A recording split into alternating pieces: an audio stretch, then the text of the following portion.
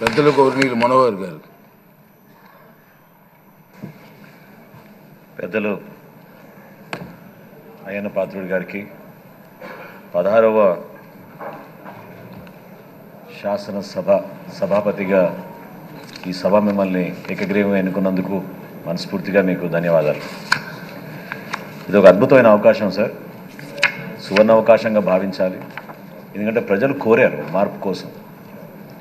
శాసనసభలో జరిగే ప్రతి సమావేశంలోనూ రాష్ట్ర ప్రజలు ఎదురు చూసింది మా పక్షాన్ని నిలబడే శాసనసభ్యులు ఏ విధంగా మన సమస్యలపైన పోరాడతారు, ఏ విధంగా ప్రభుత్వం నుంచి మనకి మేలు జరుగుతున్న విషయాలపైన ఎదురు చూశారు తప్ప ఈ 5 సంవత్సరాల్లో జరిగిన శాసనసభ సమావేశాలు ఖచ్చితంగా మన గౌరవాన్ని తగ్గించాయి.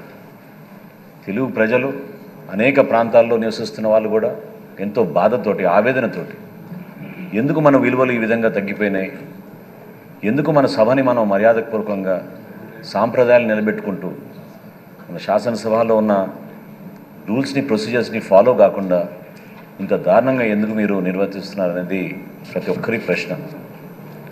ఈరోజు మనకి ఇంత అద్భుతమైన తీర్పు ప్రజలు ఇచ్చారంటే అది కూడా ఒక కారణం. అది మనం గుర్తుపెట్టుకోవాలి. అందుకే నేను మిమ్మల్ని మనస్ఫూర్తిగా కోరేది ఒక సువర్ణ అవకాశంగా మీరు భావించండి. మీకే కాదు, మీ ద్వారా మా అందరికీ కూడా శాసనసభలో ఖచ్చితంగా ఈ రాష్ట్ర ప్రజలకు అంకిత భావంతో పనిచేస్తూ మీకున్న అనుభవాన్ని తప్పకుండా మీరు ఉపయోగించండి. శాసనసభలో మనం కేవలం సమావేశాలప్పుడే కాకుండా ఒక శాసనసభ్యుడిగా మన నియోజకవర్గ ప్రజలకి అద్భుతంగా మన సేవా కార్యక్రమాలు చేయగలుగుతాం. మన శాసనసభలో ఉన్న కమిటీస్ని మీరు మరొకసారి పటిష్టంగా దాన్ని ముందు తీసుకెళ్ళండి. డిబేట్స్ని మీరు ఎంకరేజ్ చేయండి. ఫరూక్ గారు పెద్దలు అన్నట్టు అనేక సందర్భాల్లో మీరే ఈ సభకి మీరే ప్రతినిధి.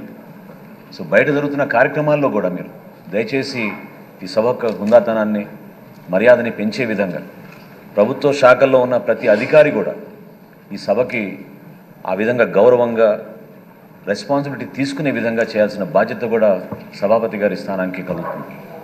నేను మిమ్మల్ని కోరుకునేది మనస్ఫూర్తిగా గతంలో జరిగిన అనేక అంశాలపైన మనం చర్చించుకున్నప్పుడు ఇక్కడున్న సెక్రటేరియట్ని కూడా మీరు మరొకసారి ఖచ్చితంగా రీవిజిట్ చేసి చెక్ చేసుకోవాలి. ఎందుకంటే ఒక పర్టికులర్ సమావేశం నేను చూసినప్పుడు నేనే ఆశ్చర్యపోయాను. టీవీలో చట్టాన్ని సవరిస్తున్నప్పుడు కనీసం సభ అనుమతి తీసుకోకుండా చట్టాన్ని సవరించేశారు. అటువంటి ఉదాహరణలు చాలా జరిగినాయి 5 సంవత్సరాల్లో. దయచేసి మీరు వీటన్నింటి కూడా గమనించి మీరు కొత్త నాయకత్వాన్ని ఎంకరేజ్ చేయండి. కొత్త సభ్యులకు ఎక్కువ అవకాశం ఇవ్వండి. డిబేట్స్లో పాల్గొనే మా సభ్యులందరికీ కూడా ఎక్కువ సమయం కేటాయించి పార్టీలకు అతీతంగా మిమ్మల్ని ఏకగ్రీవంగా ఎన్నుకున్నాం. పవన్ కళ్యాణ్ గారు ప్రతిపాదించారు. భారతీయ జనతా పార్టీ, తెలుగుదేశం పార్టీ నాయకులందరూ కూడా మనస్ఫూర్తిగా మిమ్మల్ని మీకున్న అనుభవాన్ని, మీరు రాబోయే రోజుల్లో చూపించే నాయకత్వాన్ని పైన నమ్మకంతో మిమ్మల్ని సభాపతి స్థానంలో కూర్చోబెట్టినందుకు నేను కూడా ఎంతో గర్వపడుతున్నాను. మనస్ఫూర్తిగా విష్ యూ ఆల్ సక్సెస్. మేము మీతో కలిసి ఉంటాం.